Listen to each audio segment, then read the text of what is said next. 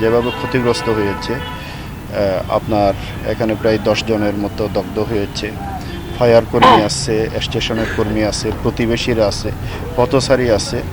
এইটা ধরেন এক একটা অ্যাক্সিডেন্ট হবে, তারপরে আমাদের টনক নড়বে। এইটা তো উচিত না। আমাদের প্রত্যেকটা প্রতিষ্ঠান শুরু করার আগে তাদের প্রয়োজনীয় ছাড়পত্র আছে কিনা, অনুমোদন আছে কিনা, মানে এগুলিও তো খুব গুরুত্বপূর্ণ ছিল। এখন তো আমরা জানছি যে তাদের এলপিজি স্টেশন সবচেয়ে গুরুত্বপূর্ণ ছাড়পত্র আপনার ফায়ার ছাড়পত্র, এই ফায়ার ছাড়পত্র নাই এবং পরিবেশের নাই, আরও অনেক নাইয়ের তালিকায় আরও অনেক কিছু পাবেন। তো এই অবস্থায় কেমনে শুরু করা যায়, এটা কর্তৃপক্ষকে অবশ্যই ব্রিফ করা দরকার।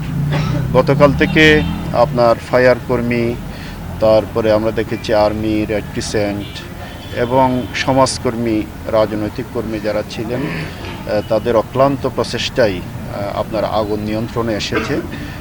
যদি সবাই এভাবে এগিয়ে না আসতো, এই ক্ষয়ক্ষতি আরও অনেক বেশি হতে পারত। আমি নিজে ছিলাম, আমাদের জেলা সেক্রেটারি জাহিদুল ইসলাম ভাই ছিলেন। আমরা শুরু থেকে পুরোটা টাইম এদিকে ছিলাম। তাছাড়া মানে আমি এই এলাকার বাসিন্দা, যে মানুষের আতঙ্ক আমি দেখেছি, যে মানুষ কীভাবে বাসাবাড়ি ছেড়ে ছুটে বেরিয়েছে, হাজার হাজার মানুষ পথে। তো সবার অক্লান্ত প্রচেষ্টায় আগুন নিয়ন্ত্রণে এসেছে।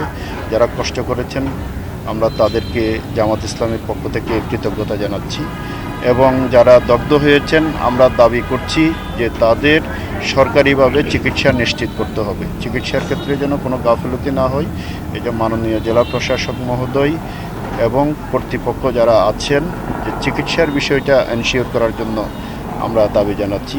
এবং আশপাশে বাড়িঘর ক্ষতিগ্রস্ত হয়েছে এবং গাড়ি ঘোড়া অনেকগুলো চলে গেছে, এবং ক্ষতির তালিকায় আরও যা আছে এগুলি তালিকা করে তাদেরকে উপযুক্ত ক্ষতিপূরণ দেওয়ার জন্য আমরা দাবি জানাচ্ছি।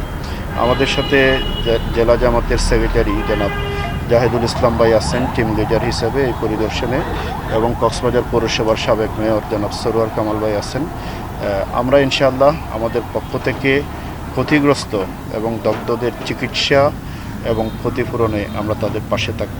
আমরা ইতিমধ্যে আমাদের কাজ শুরু করেছি। আমাদের যে সিস্টেম আর কি